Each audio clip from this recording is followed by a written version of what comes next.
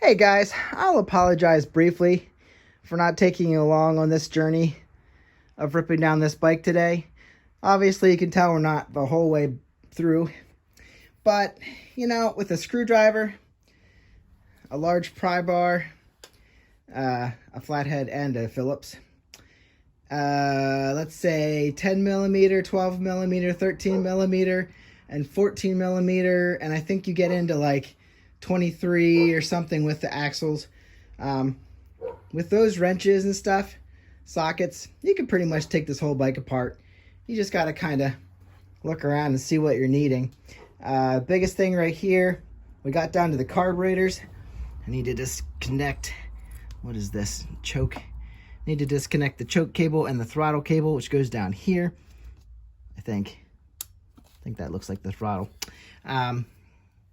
But I haven't been real nice with this thing. Everything's come apart pretty easily. I did find a key code, and I found a key and the side covers, just so you know. So I was able to open the tank, and it actually has gas in it, which I didn't even realize there was gas in it. But the tank looks pretty decent. It looks a little surface rusty. It looks like it might have been lined at one time, but that's gas in there. So actually it looks pretty good. So I would say that tank's a winner. And then yeah, told you I found the side covers, and they're in pretty good shape, little scratched, but pretty much fine. So I've been taking everything apart, and you can see over there the 750 is watching. 750 Maxim that we were riding before. That needs a valve cover gasket, and I should probably take the carbs off to clean.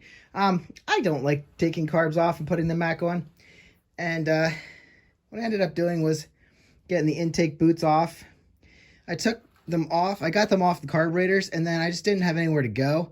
So I ended up getting them out of the airbox. I guess that's pretty much what you have to do just to get the room to move the carburetors out. And it wasn't real nice to these, but I didn't break them. They're still kind of pliable. They're not in bad shape. They could be reused. But the carbs, then I used a light pry bar. I didn't go just light pressure to like the engine case here. Not to the aluminum head. I don't want to crack anything.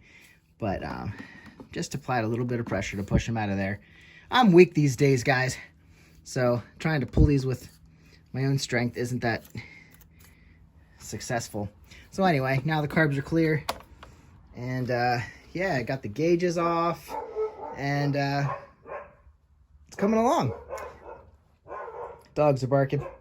But I don't think there's anything else I really wanted to show you. Just wanted to show you the progress. And then like these are all take no problem at all. That looks like a 14, 14, 14 up there. And then that's all gonna come right off. Oh, on this side you have to disconnect this with a 10, I think. Looks like a 10.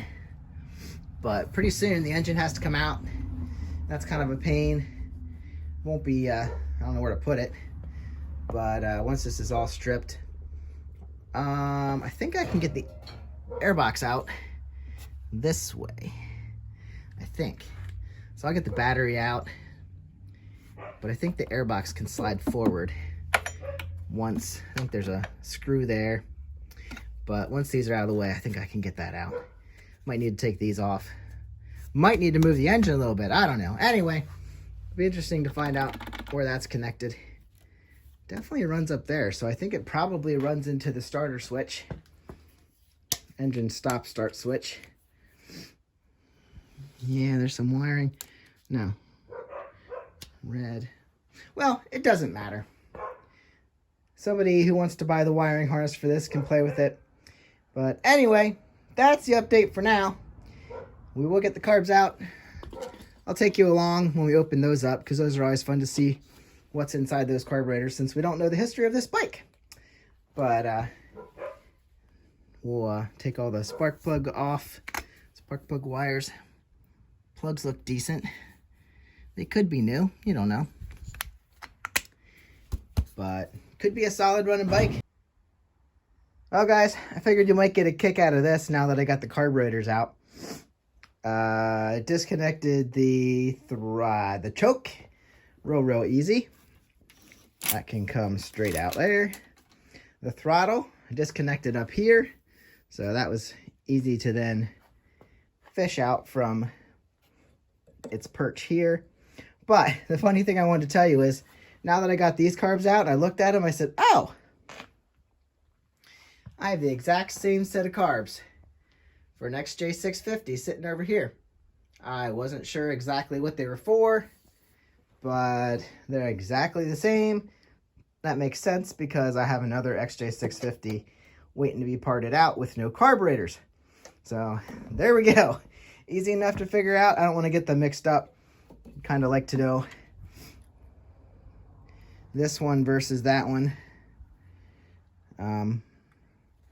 And which one looks the best. So now we have a giant hole in here. Looks like we have a broken boot there. That wouldn't help it run. You'd have to cover that. Doesn't go anywhere, but you'd have to cover it. These guys are cracked, so at least that one's junk. That one's junk. Yep, these boots are junk. I wouldn't run those. So anyway, the intake boots are good. I didn't see any cracks on those.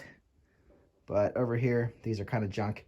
Would be interesting to see what parts might cross over to my 750. But not sure a lot will. It's a different bike.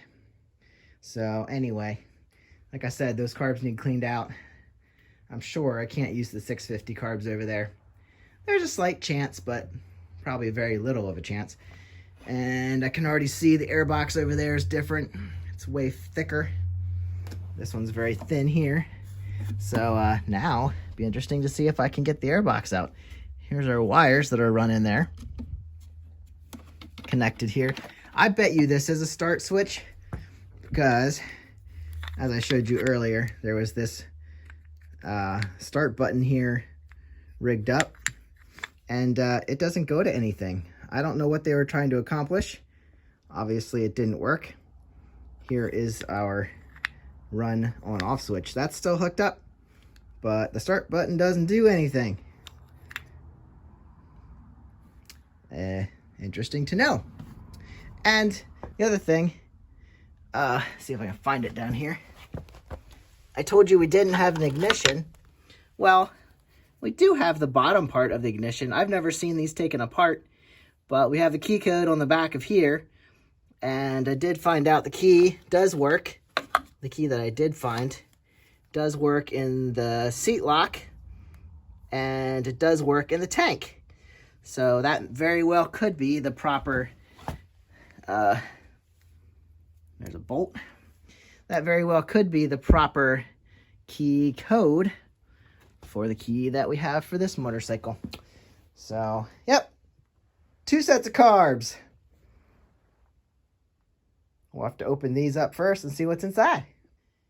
If you have ever wondered why these airboxes are scarce and they all get cut up because people like to go to pod filters. Well, when you do that, you need your airbox out of there so you don't have it in the way. And the only way to really get it out, because of this right here, you can't go backwards at all.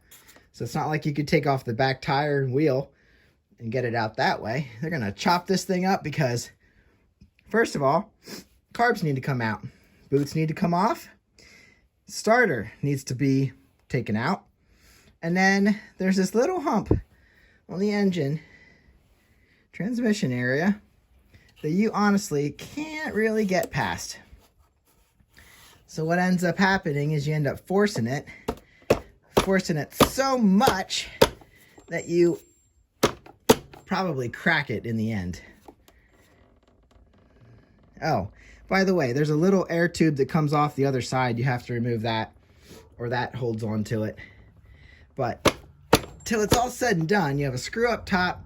There's a, I think a ground on the other side. So you have to unscrew those. But you still have this part of the engine. And I have not moved the engine at all. I've just been trying to force it past this hump. So this is the reason you can't find these airboxes anymore. or they probably come out cracked or cut up. Just so you're aware, this one's gonna come out eventually. I did remove the top of it. Thought maybe I could get some more clearance with that. Not sure that's really helped, but everything's in the way. So good luck if you try to do this in one piece. You can almost take the engine out first.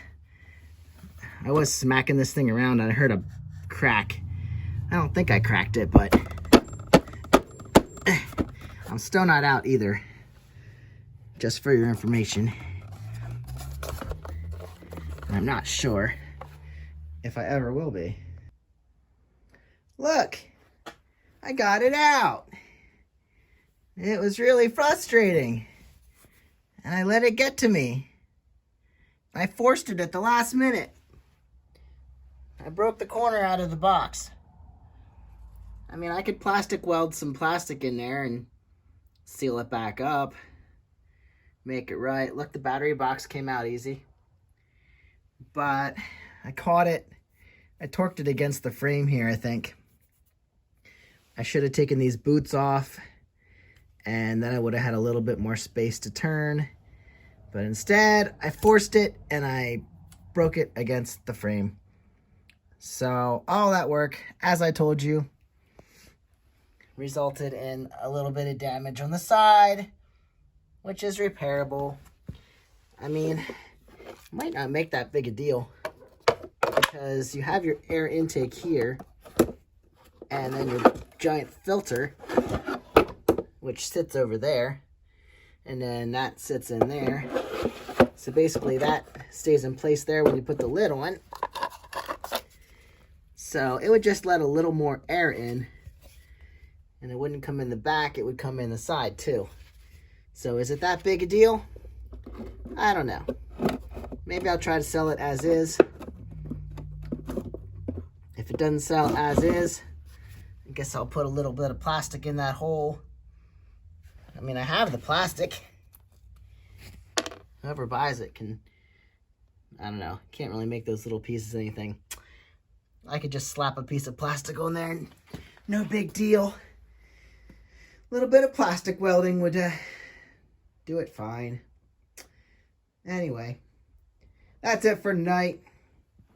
Tore a good bit of this apart.